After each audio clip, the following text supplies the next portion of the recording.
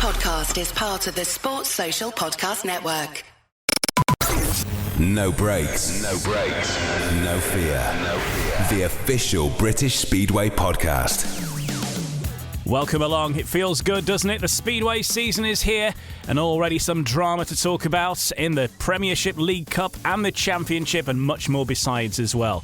I'm Ian Brannan, and in the show today we'll be looking back at the League Cup fixtures from Monday night, where Sheffield made it 2 away wins from 2 League Cup matches with a 46-44 triumph at Wolverhampton. They pulled together as a team. They rode well together. The team atmosphere is great.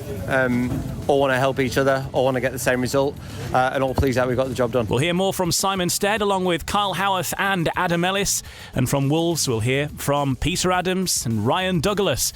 We'll also hear about the action from Peterborough as well, where it was the Panthers who took the spoils against the Witches. We've got chats with Rob Lyon, Chris Harris, and for the Witches, Richie Hawkins and Danny King.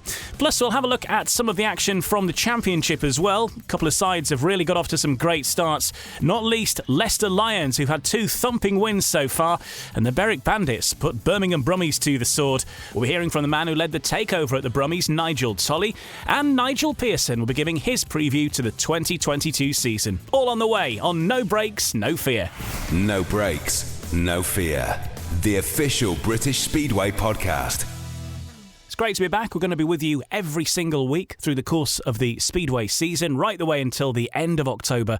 So if you haven't already, make sure that you like or subscribe or follow or whatever the option is on whichever podcast app you use to make sure you don't miss a single episode as soon as they're released, and they'll be coming out every Wednesday morning through the course of the season. So lots happening already in this big week of Speedway, where things really starting to get moving now across not just the Premiership, League Cup, but of course the Championship. We've got the National Development League in action as well, and we're also working up towards some under-21 semi-finals too. So the Speedway season is well and truly go. The pre-season testimonials and friendlies are all out of the way, and it's the business end that we're into now. Let's start then with the match which took place at Monmore on Monday night. Sheffield made it 2 away wins from 2 League Cup matches with a 46-44 triumph at Wolverhampton. The Tigers are now clear favourites to reach the final after following up last week's victory at Bellevue. And there, watching the action, was Ryan Guest. Well, it was Sheffield who stamped their authority on the northern section of the Premiership League Cup with another impressive win on the road on Monday. Just as they did against Bellevue 7 nights before, the Troopland Tigers edged a 46-44 victory, this time against Wolverhampton in a real competitive fixture in the Black Country. The hosts opened with a 5-1 as Sam Masters and Luke Becker both executed smart passing moves up the inside of Sheffield's Grand Prix star Jack Holder on the first lap, but the Tigers were level with 4 gone thanks to a trio of heat wins from Stefan Nielsen, Tobias Muchalak and Adam Ellis. Nick Morris took the 5th before Masters and Becker combined for their second maximum of the night, but there was an instant response from the visitors as Muchalak and Kyle Howarth paired for a 5-1 of their own against their former employers. Craig Cook blasted his way around Becker to earn his first race win for Sheffield in Heat 8, and with Connor Mountain taking advantage of a lost steel shoe for Wolves reserve Leon Flint, the men from the Steel City led for the first time. The tense affair continued though as Ryan Douglas led home a 4-2 heat advantage to tie the scores at 27 apiece before Howarth and Muchalak used their knowledge of the Monmore circuit to strike a second maximum of the night. Winter signing Steve Worrell came up with his maiden race victory for the Wolves in Heat 11 before Morris picked himself up from the dirt to win the rerun of Heat 12. Ellis and Holder restored Sheffield's 4-point advantage with 2 to go, and when Douglas reeled off a third straight race win, it meant the host could force a first ever Superheat decider with a final 5-1 in Heat 15. Douglas and Morris made the gate, but just as he did in Manchester the previous week, it was reigning British champion Adam Ellis who came up with a big ride to split the home duo and claim another notable away victory for the team strongly tipped for team honours in 2022. So certainly a good start for Sheffield. We'll hear from the team managers in a few moments, Simon Stead and Peter Adams. But first, the top scorers from each team. Ryan Douglas in a few moments. First, here's Adam Ellis speaking to Ryan after that clash on Monday night. Well, Adam Ellis, another 46-44 win on the road for the Tigers. Strong favourites now to progress through to the final in the Premiership League Cup. Yeah, really, it's been a really good start for us. Good away win at Bellevue and a good one tonight as well. And Yeah, they've been tough ones, but it's good to come away strong in heat 15 and get the result we wanted. Yeah, obviously you didn't have Toby or Craig for the win at Bellevue, so good to have a full 7 for the first time tonight. It's been nice tonight. Team spirit's really good, and I think it shows on track as well. Wolves have got a really strong team at home, especially. So it's been nice to come here and turn them over, and hopefully we can keep this up. Yeah, on the opening lap of that Heat 15 as well, it looked as if we were heading for the first ever superheat that's been introduced this year. But you had other ideas splitting the Wolves duo. Yeah, we know they're really hard to beat round here, and we didn't want to push it back. We were 2 points up, and last words for Steady that Steady said to me was, "Don't let them get 5-1." So we had a crack at stuck it in the dirt, but. Happy to come away with a win. A really good result for the whole team, and all on a high, which is good going into our first home meeting on Thursday. Yeah, I know you had a few open meetings at the front end of the year as well. I know you were a little bit frustrated with the one or two things behind the scenes as well, but nevertheless, since the proper competitive action has kicked in, like you say, got that big 5-1 at Bellevue last time out, got the Heat 15 tonight as well, so things starting to come real good for yourself now personally. Yeah, the first few meetings, individual meetings, didn't quite go to plan, but we kind of did them as a practice meetings for when the league and the cup started. So it's been as much as it was frustrating, it was nice to get the problems out of the way early. We solved them pretty quick, which was good, and now the proper meetings have started. It's nice to be going good and to get some confidence up. Yeah, and just very finally, you mentioned how everyone's looking forward to Thursday against Bellevue at Howarth now, and like you say, you can't take anything for granted because anything could still potentially happen in the group, but you know what those Bellevue meetings mean to the supporters, and like you say, want to turn on the style in front of them for the first time now. Yeah, of course. I think this year we've got a team that's got the potential to win some trophies, which I think is what the club have been gunning for even from last year, from the first year in the top league. So it's going to be good to get back there against Bellevue. Is always a tough meeting. They're always fired up for that, which is going to be good for us. So hopefully we'll get a big crowd in. We need that eighth man. Really spurs us on. So hopefully the weather plays ball and we can get ahead and get a win on Thursday. Well done tonight. Well, Ryan Douglas, it was the first competitive action for Wolverhampton this evening. A 2-point defeat to Sheffield at home in the Premiership League Cup. The team's thoughts after that one? I think I know it was a loss, but obviously Sheffield probably one of the strongest teams on paper and a good side, and obviously we had that meeting here last week, but the track was completely different, so I think it caught us out as well. And the away team can come and just ride what's in front of them, where for us sometimes you expect one thing and something else happens. But I'm pretty happy still with my own performance to start pretty slow and finish and win Heat 15. I'm obviously happy with that. Yeah, like you say, Sheffield are being dubbed and tipped as pre-season favourites when it comes to the league action, and when you look at the side they've got. So important that the side don't dwell too much on this and take plenty from it. Yeah, that's it. We definitely had a good run, and on another night we probably would have won. But it wasn't to be tonight. It's early days, and obviously we're only going to get better around here. I'm sure a few more meetings around here will iron out a few mistakes, and we'll be a much tougher team to beat. Yeah, and the advantage of having the Premiership League Cup so early on in the season, of course, there's still plenty of opportunities for you to go away, pick up the points, and hopefully get to the final. But like you say, to have that before the league campaign is a bonus from a rider's point of view. Yeah, exactly. It's always nice to win these other competitions, but at the end of the day, we want to win the league. So it's a bit of a good one for us to probably them to come here and show us what we're up against, and I know where we need to improve, and I think everyone knows that we can be better. So yeah, we're obviously not too stressed. Yeah, and just individually, it was a bit of a tough start for yourself. 1 point from your first two, but then reeling off 3 straight wins against some top class opposition. Must be happy with the way your night ended. Yeah, definitely. Obviously I've started the year well, and even when I come to Wolves, it was never my best track in England, and I've just got better and better, and at the end of last year had a few good results in Rory's meeting and things like that, and yeah, after halfway through the meeting there, it felt like it clicked again, and I remember how I rode here last year, and yeah, felt really comfortable and had some decent speed. So yeah, hopefully I can build on that now and have a good season. Yeah, and as we said, it's a bit of a break before the next Wolves action now. It's a trip to Sheffield a week on Thursday, then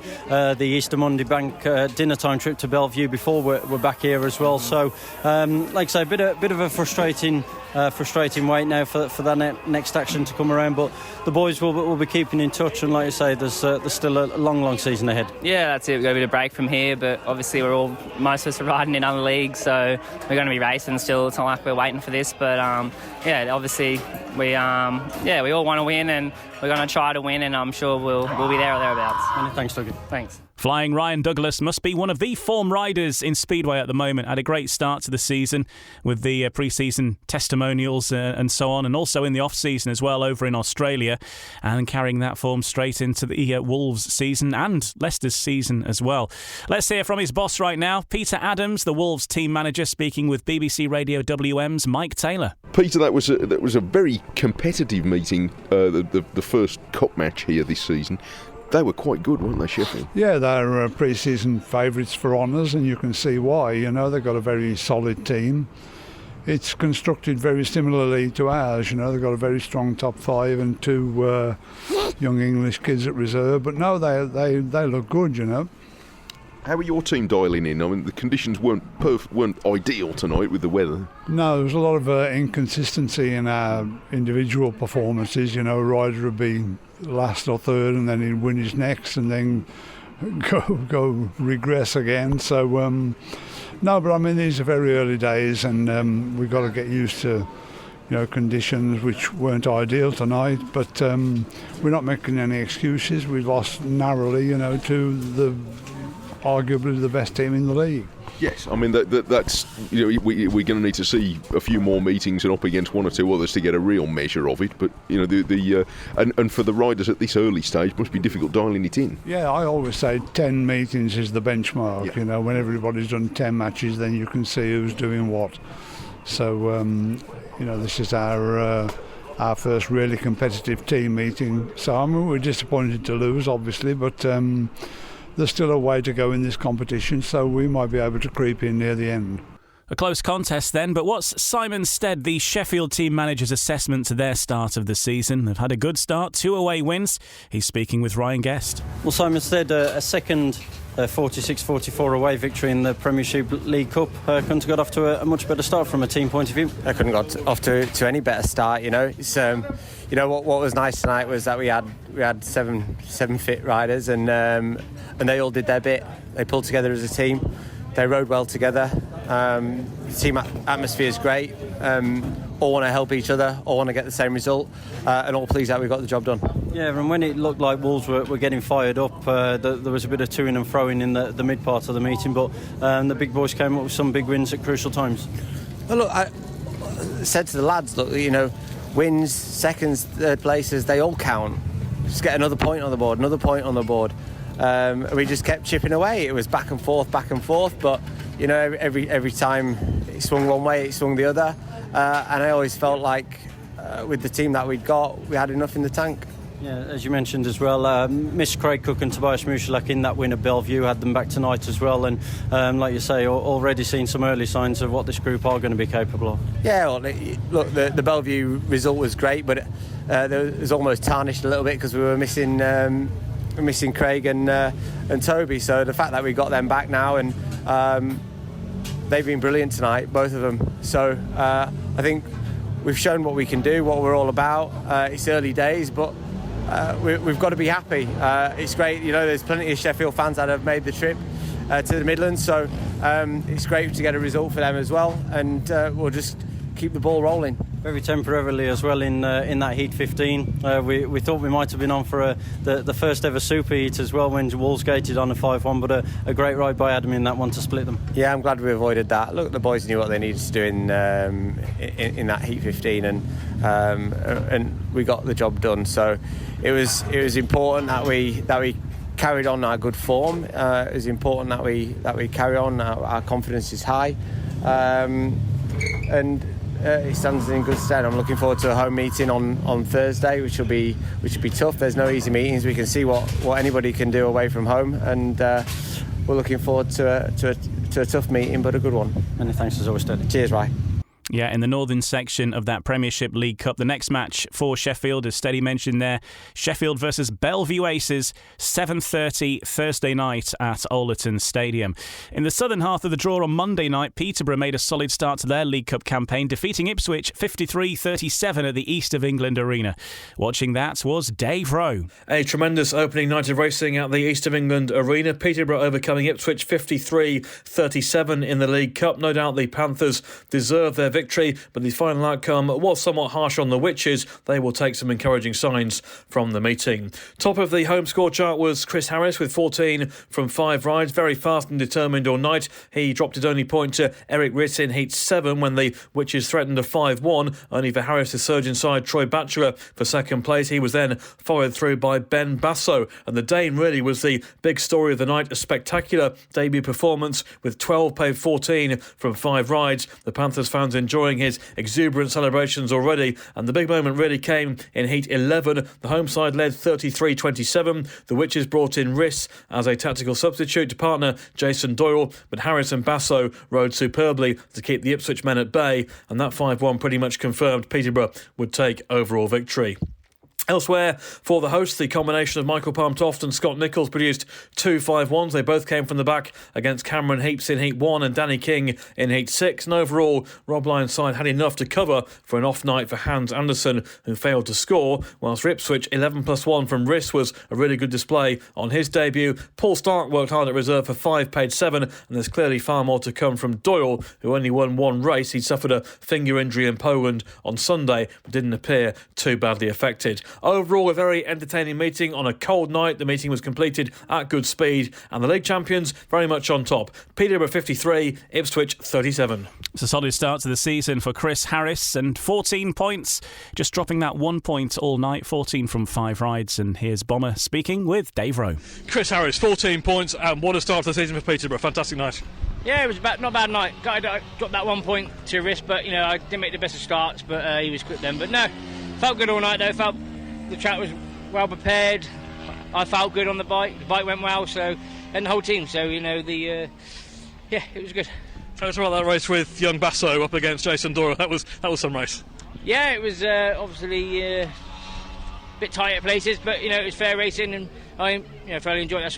That's what I like to have. Hard fed racing and have some fun. Really entertaining meeting for the fans to watch. The track looked absolutely superb condition, and you could race on it.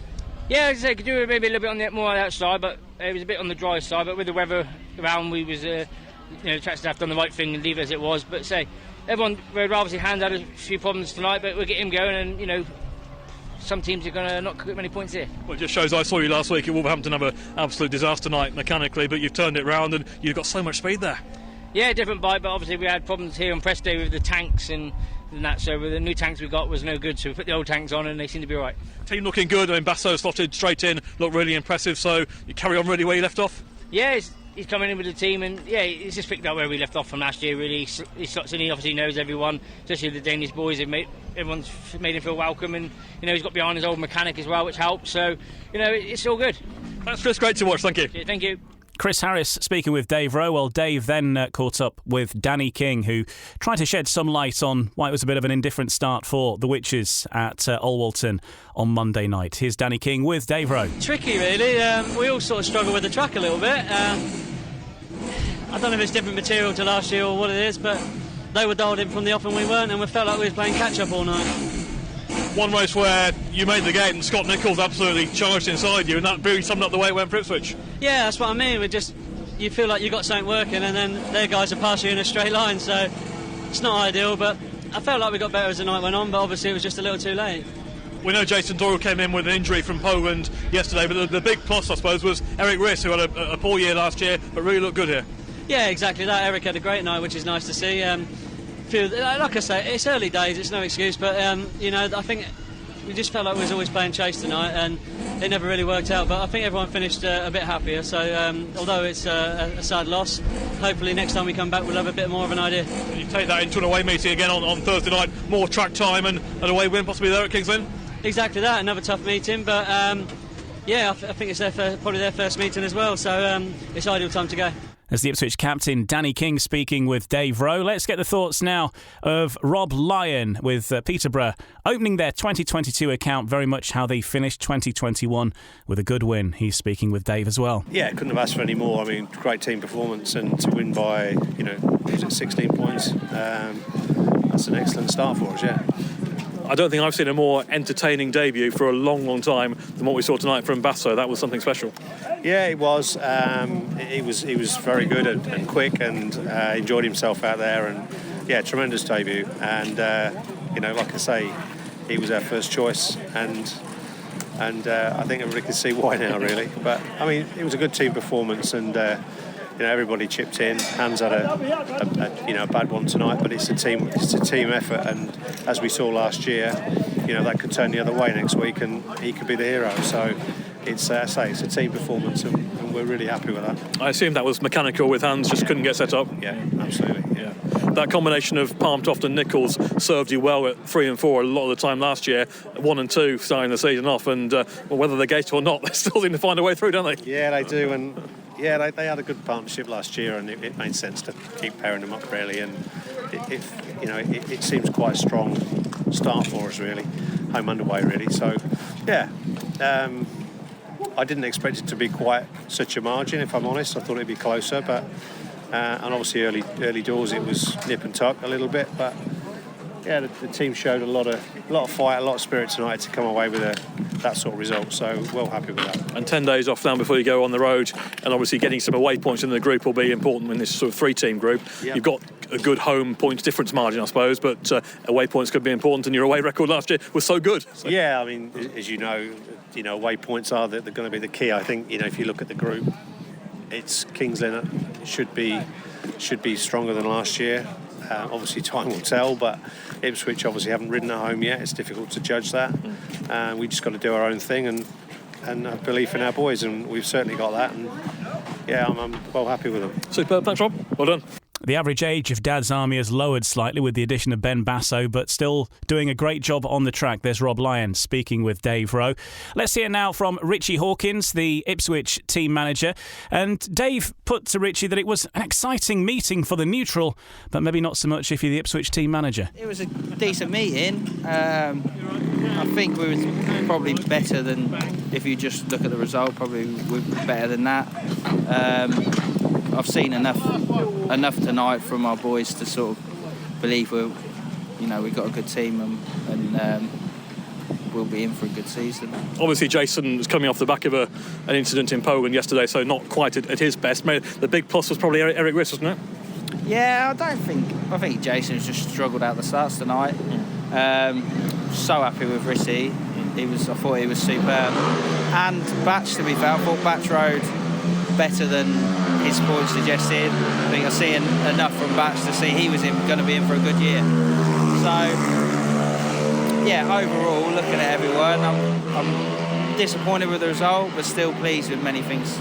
Looking ahead, obviously, Thursday night, if you're going to go through in the League Cup, you're probably going to need some points away from home. Another local derby, another chance to get some points on Thursday. Yeah, looking to Thursday, I think, looking towards the group, if you like, I'd say we probably need to win at Kings Lynn now on Thursday, and win the 3 meetings. I sort of always thought if you'd need to win 3 out of 4. So, yeah, we'll go to Kings Lynn. I think we've seen enough tonight to show that we'll be capable of going there Thursday and winning. So the boys are, I think that'll be the focus, and why not? You've certainly seen enough from Riss tonight to think that going back to his old home track, he should be a force round there. Yeah, I'd expect. He's a very good rider, so I'd expect him. Yeah, you'd expect him to go well at Lynn. Hopefully, I don't think it's. Yeah, as long as it's not from our part, but if he doesn't put too much pressure on himself or expectation on himself, I think if he goes and rides like he did tonight, he's going to be superb. So, and you'd expect a few of the other boys to maybe do better now they've got a meeting all together under their belt on Thursday. Is it the same riding order on Thursday? I know you said you might chop and change it a bit. Yeah, Eric will be at 2. Okay. And Batch at 3 and Cam at 4. So yeah, just swapping Cam and Eric around for Thursday. Is that just to try and find the best combinations generally going forward? Yeah, we're going to try a few things. It's not. I think be nice for Eric to go out and he won an inside gate instead of an outside gate, which he's used to. So, we want to. Yeah, it's kind of you never know. It's kind of, but we. I'm sort of kind of feel confident with them in whatever order they're in. But see who rides good together and whatnot. Richie Hawkins, the Ipswich team manager, speaking with Dave Rowe. The next action, as he mentioned there, is going to be in the Premiership League Cup this Thursday for Ipswich. They're away at their local rivals, Kings Lynn. It's the Old Farm Derby, as they call it. 7:30 the start time, and the other fixture on Thursday is Sheffield versus Bellevue at Ollerton, also at 7:30. Coming in the next part of No Breaks, No Fear, we'll hear from Nigel Pearson, who gives his thoughts on the chances of the various teams heading into 2022 in the Premiership and the Championship, and who he fancies to be the ones heading for glory in 6 or 7 months from now. He's not the only Nigel, though, because we've got Nigel Tolley, the man leading the takeover at the Birmingham Brummies. Saved them.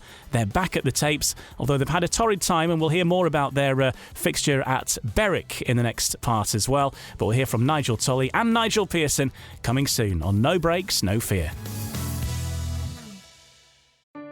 Did you miss your deadline to renew your Medicaid coverage?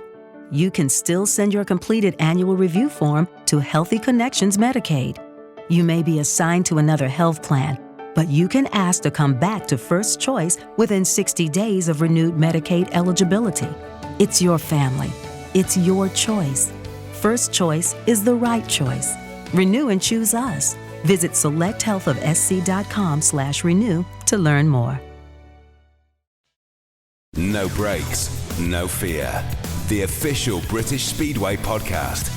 Welcome back to No Breaks, No Fear. I'm Ian Brannan. In this part, we're going to hear the thoughts of Nigel Pearson. Heading into 2022, a number of changes to team lineups, to team ownership, and some teams making a return to British Speedway, which is great to see. But what are their chances, and who does Nigel Pearson fancy to be the ones heading for silverware by the time we get to October? Here's Nigel with his look ahead to 2022. Well, first things first, it's great to be back on No Breaks, No Fear, the official British Speedway podcast. I think the success of last year is excellent, and well done to everybody who's contributed to make it such a big success. I've been to a couple of meetings so far this season. I went to the Peter Craven Memorial at Bellevue on the 21st of March, and there was a huge crowd there. It was brilliant.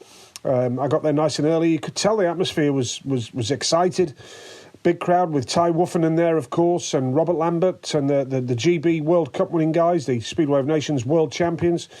And it was just a carnival-type atmosphere. Well done to Mark Lemon and everybody at Bellevue who promoted that. And you could tell that everybody was so excited for the start of the Speedway season. I thought there was some excellent racing, as always, at Bellevue.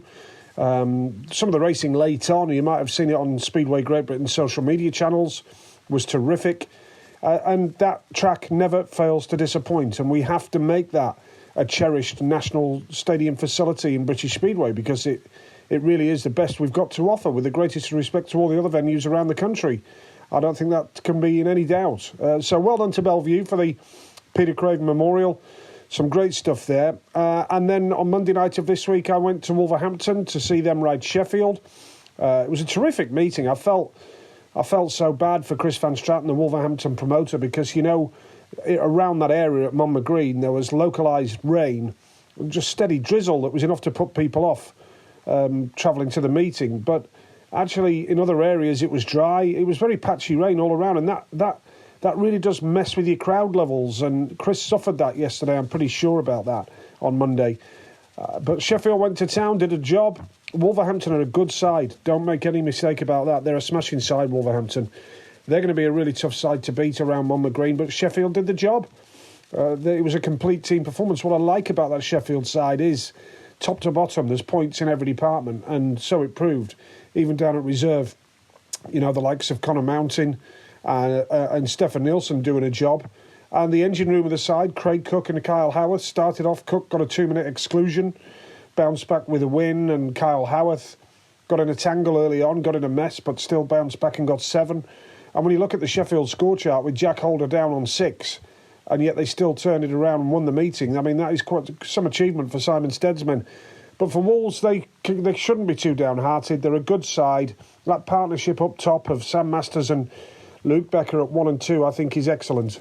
So, I really hope that Wolverhampton can take heart from the positives of that meeting.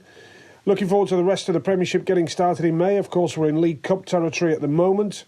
Good win for Peterborough. Dad's Army doing the business, but it was one of the younger boys on Monday night, Ben Basso, who's really hit home with a fantastic scoreline to top the Panthers' score charts.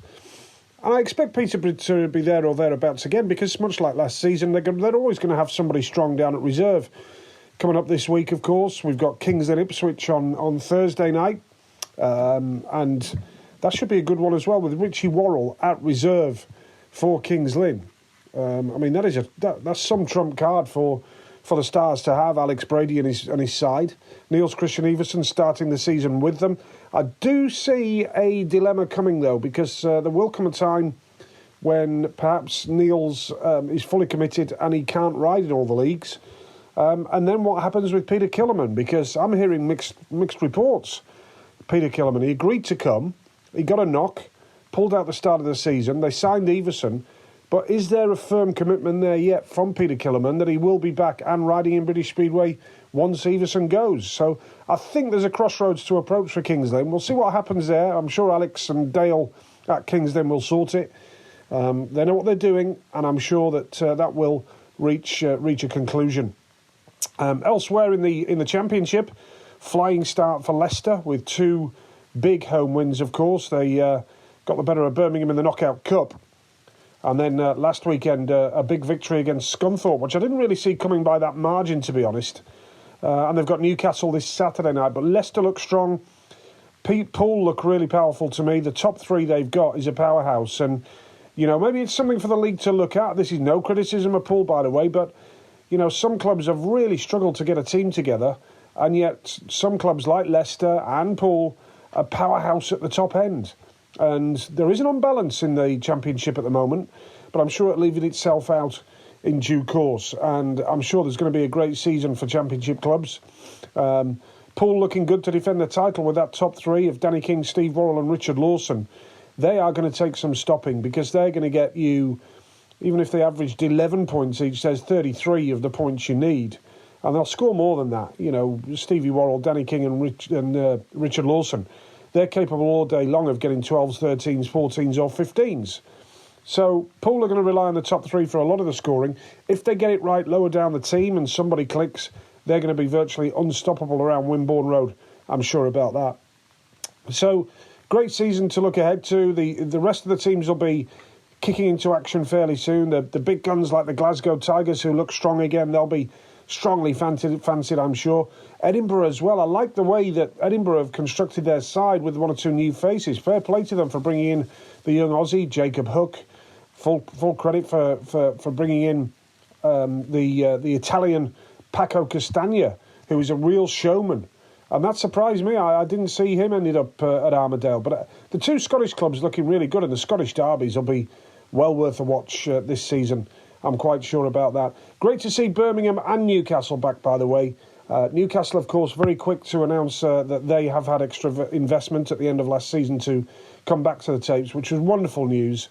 And then Birmingham, a group of people have clubbed together to take on the Brummies from the Masons, and I wish them every success. It's going to be tough. You've got to try and attract more supporters.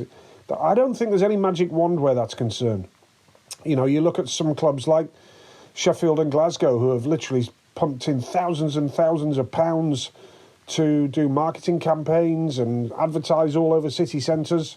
I remember when Sheffield had huge advertising boards on the Parkway, the main route into town. They were advertising at the Meadowhall shopping centre, and their crowds that year did not go up one bit. So what is the magic answer? What is the answer? But that's a discussion for another day. I'm pretty sure about that. But I wish every promoter, I wish every team all the very best. Please get along and support your team, your Speedway. It's great to see Workington progressing with Stevie Lawson and Andrew Bain up there in Cumbria building a new track for either later this year or certainly next year.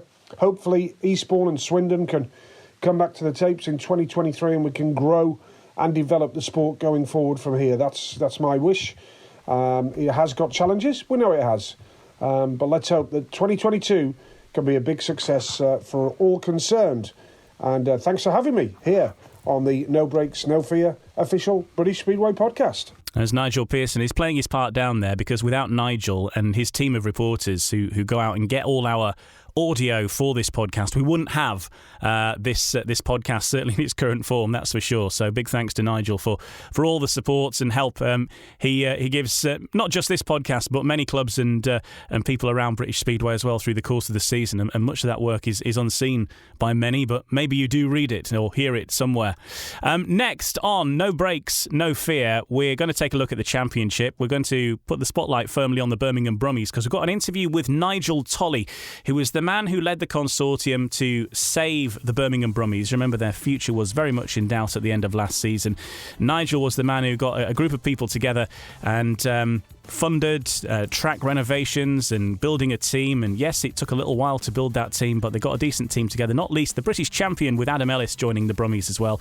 That said, it's been a tricky start to life at the Brummies in the matches they've taken part in so far, but we'll hear from Nigel Tolley next, and we'll also hear from some of those involved in one of the Brummies' first matches, which was at Berwick at Shieldfield Park on Saturday night. We'll hear from Ashley Morris, the Brummies captain, and Gary Flint, the Berwick team manager. Berwick having a convincing win on Saturday night as they open their championship account. So that's all to come on No Brakes, No Fear, the official British Speedway podcast.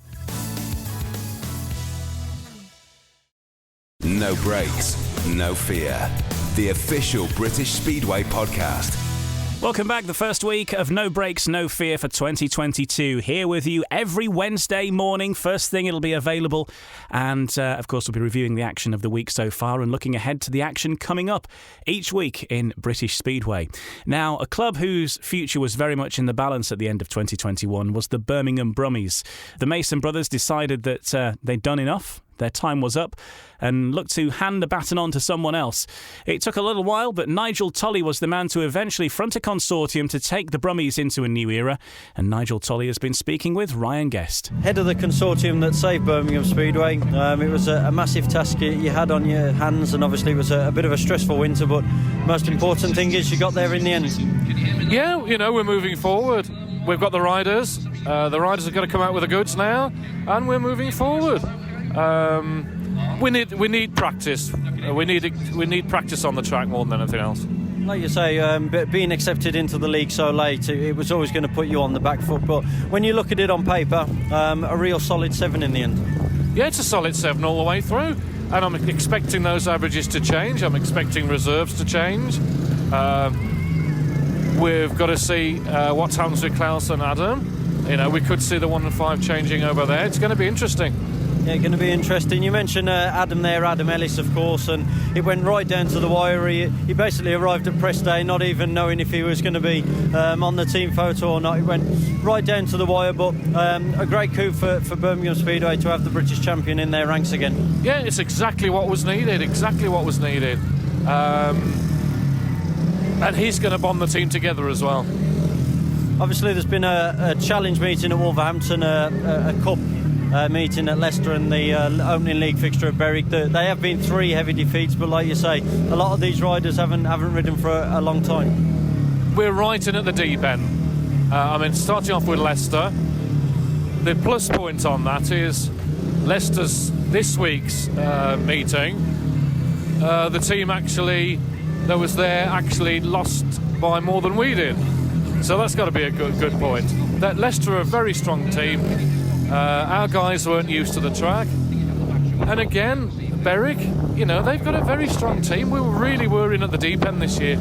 From the management point of view, certainly not pushing any panic buttons at this early stage anyway. No, we just need to get out there and get track experience up.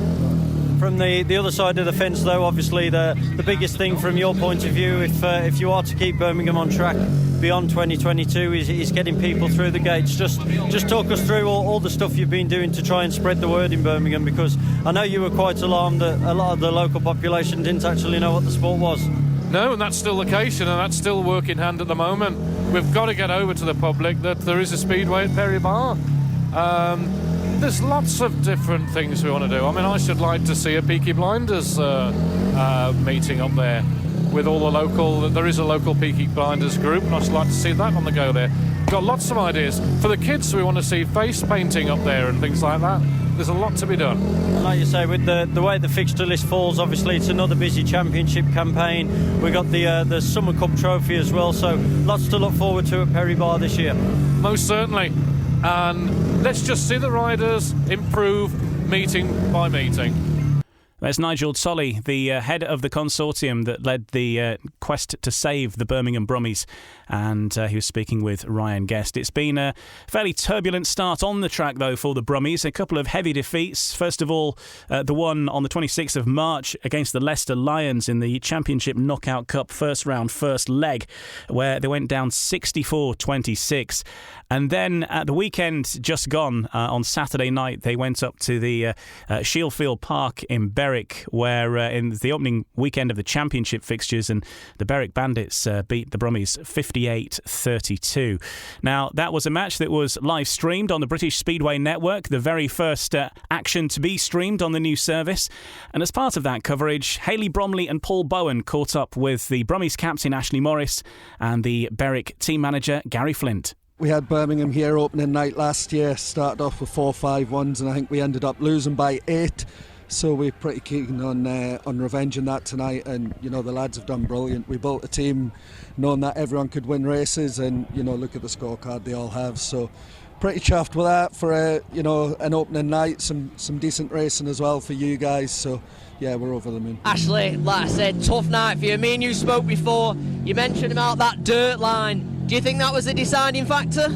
Yeah, like I said then, if you make gates and get in that dirt line, there wasn't really any passing if you was on the right line, and if you, like I say, either lack of confidence or lack of decisions and riding the wrong lines, and it's cost us massively. But we just got to move on now. We can't dwell on it, and on to Wednesday for our meeting. No one's up to race pace just yet. Everyone's got to bed themselves in. And Berwick's a difficult place to come at the best of times, and if you're not full of confidence and you're not in that dirt line, you're not winning races, and that showed today.